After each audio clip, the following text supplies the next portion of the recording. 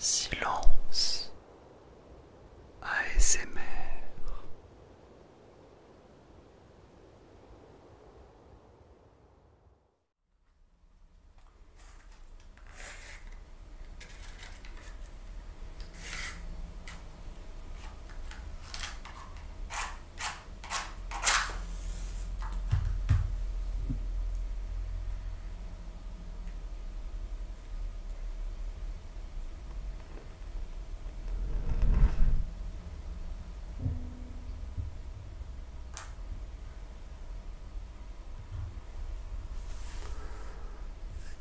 Eh bien, bonsoir à tous, bonsoir à toutes. J'espère que vous allez bien. Je suis très heureux de vous retrouver ce soir en compagnie d'une petite bougie pour découvrir ensemble mon Wrapped. Je sais pas comment je dis, mais je pense que c'est comme ça. Mon Wrapped 2024 ou Wrapped en bon français. Spotify. Alors je sais pas si tu passes par Spotify, mais même pour Deezer ou pour alors Apple Music, je ne sais pas trop, mais Deezer, tous les ans il y a une sorte de rétrospective de ton année. Et il y en a aussi une sur Spotify, donc une rétrospective musicale. Et je trouvais ça hyper intéressant de faire un peu le point sur ce que j'ai pu écouter. Et peut-être que ça va te permettre de mieux me connaître et de ton côté de découvrir de nouveaux groupes, de nouveaux artistes, de nouveaux titres. Donc, si tu es prêt, bien installé, bien en sécurité, je te propose de commencer tout de suite. C'est parti. Alors, on a toujours une petite phase d'introduction. C'est mon prénom. Eh oui, si tu ne le savais pas. Je suis prêt.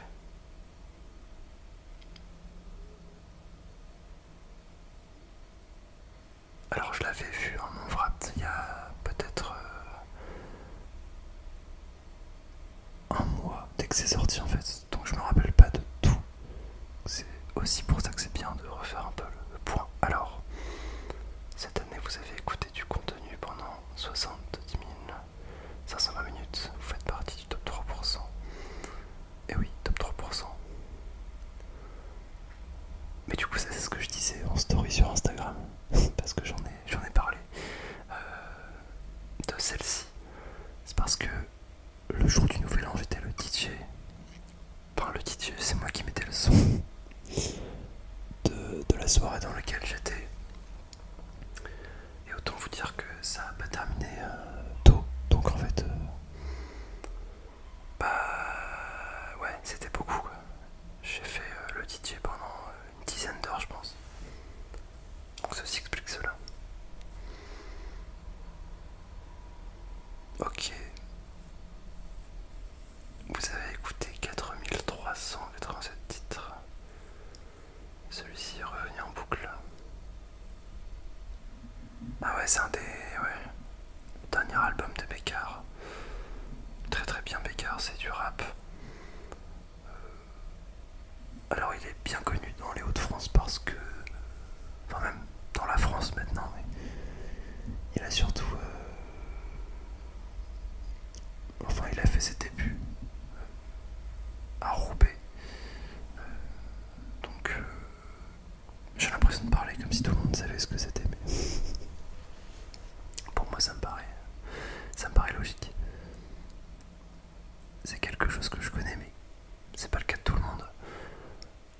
Du coup, ouais, Roubaix, c'est une ville des Hauts-de-France. Et il vient de là. Donc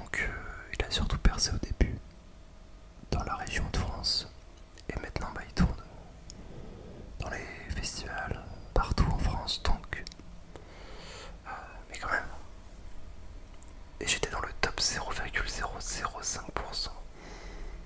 Le mec pas du tout dans l'excès. Je crois que je l'ai écouté, ouais c'est ça, 127 fois ce son. J'arrive pas à me dire si c'est beaucoup ou pas en fait. Peut-être. Ce n'est pas une compétition mais plutôt un classement. Mais encore. Alors top titre, donc on a le titre de Bécard, suivi de Albonoren. Ça c'est incroyable. Le titre en question,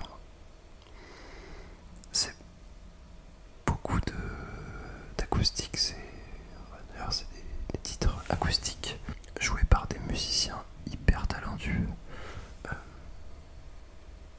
On est plutôt sur du folk acoustique avec des voix plutôt fluettes, des voix qui se marient hyper bien entre elles. Enfin les mecs c'est des férus de musique quoi, ils savent tout jouer. C'est incroyable le Moonrun. Vraiment. Slowdive. Ça aussi ça a été une claque. J'écoutais déjà Slowdive il y a longtemps, mais je ne m'étais jamais trop penché sur ce groupe. Et en fait au final c'était incroyable, je les ai vus 2 fois cette année. Trop bien. Alice in Chains. Bon ça j'écoute depuis le lycée mais j'arrive pas à m'en défaire. Je trouve que je m'en lasse pas quoi, c'est trop bien. Et cet été ouais j'ai pas mal écouté de la musique, alors ce qu'on appelle dans le genre c'est de la morna. Une musique typique des Cap-Verts, du Cap-Vert, et dedans l'une des artistes les plus connues, eh bien c'est Césaria Evora dans son genre. J'en ai écouté plein de titres, dont Regresso qui est...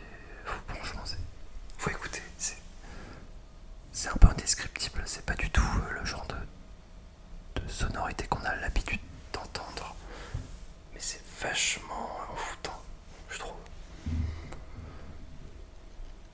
D'accord, bon, ça m'étonne pas.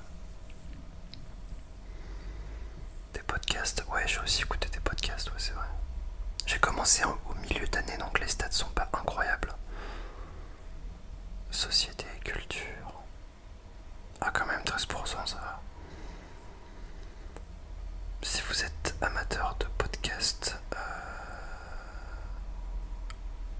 Le cœur sur la table, les actus du jour de Hugo Décrypte, Transmance, la maladie d'amour.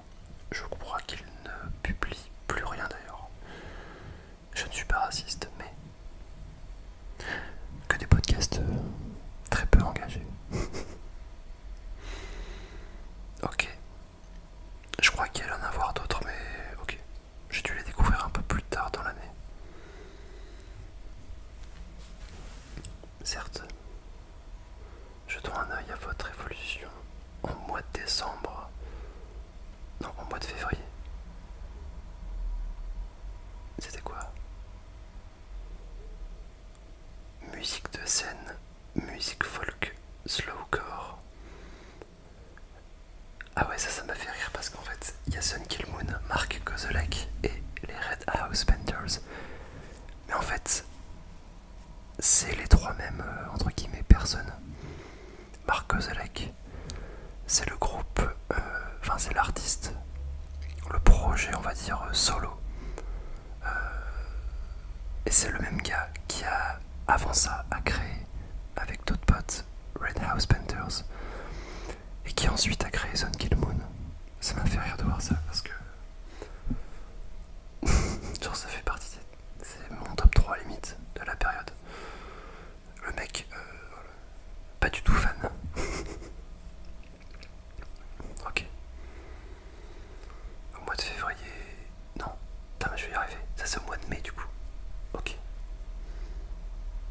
Un petit peu fatigué par ici. Un mood neige, hip-hop français. Ah là j'étais en mode full rap, ouais. Bécard, Giorgio, Ben PLG. Ben PLG aussi, qui vient des Hauts-de-France, qui a percé dans les Hauts-de-France. Incroyable. En juillet, vous étiez dans votre era dîner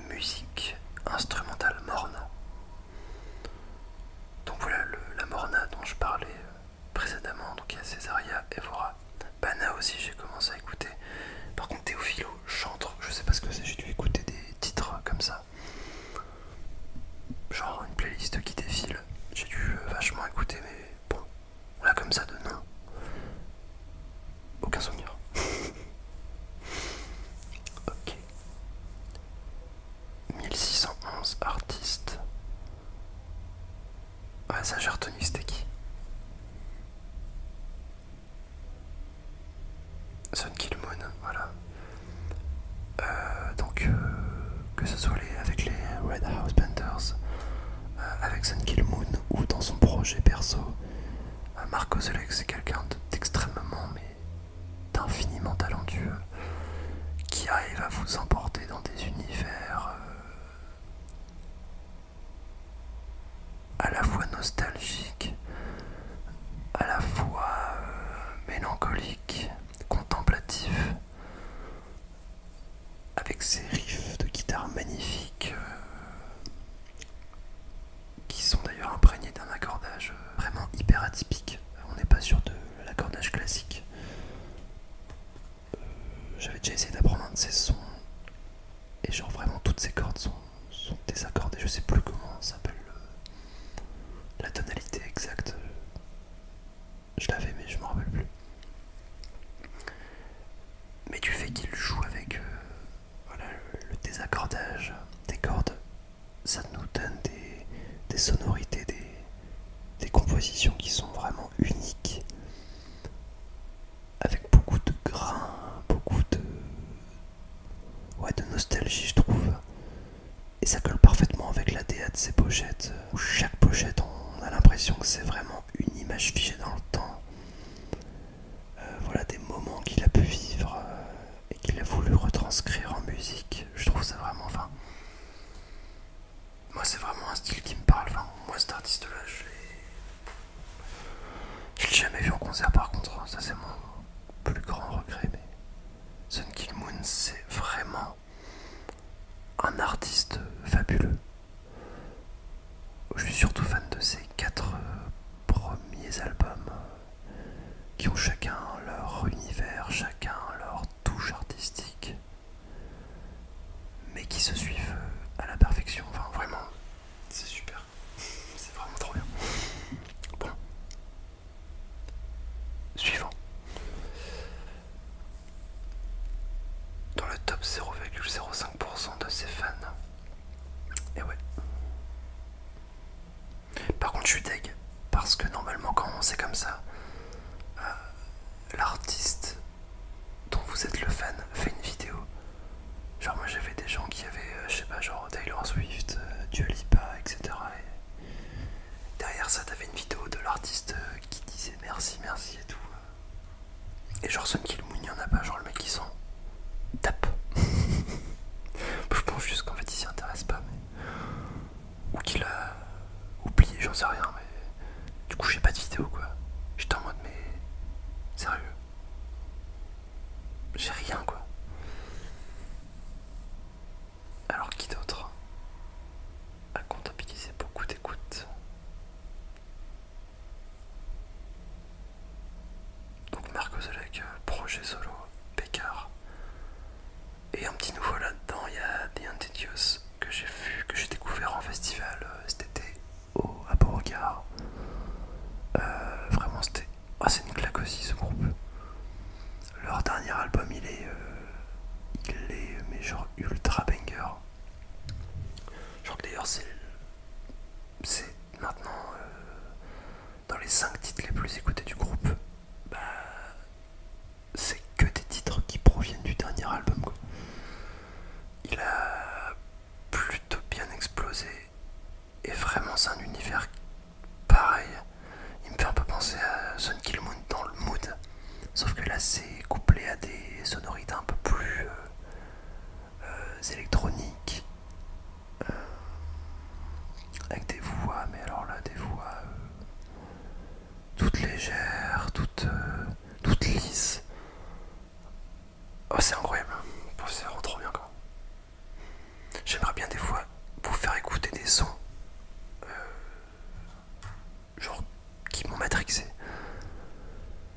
Mais en fait comme on est dans l'ASMR, je sais pas en fait. Tu vois genre les écouter avec vous en live et genre réagir tu vois comme si je le ferais, comme je pourrais le faire avec un pote, un ami. Et bon comme on est dans de l'ASMR je sais pas encore comment je peux amener le truc, peut-être faire écouter le son mais très bas, je sais pas, à réfléchir.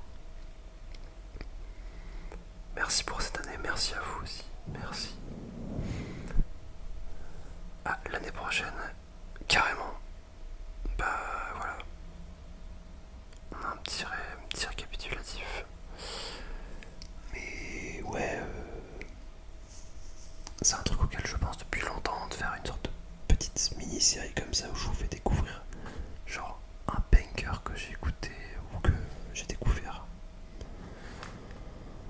Une chanson juste qui me tient trop à cœur et je sais pas comment je pourrais faire en sorte que ça soit un peu de l'ASMR et qu'en même temps on puisse écouter et profiter,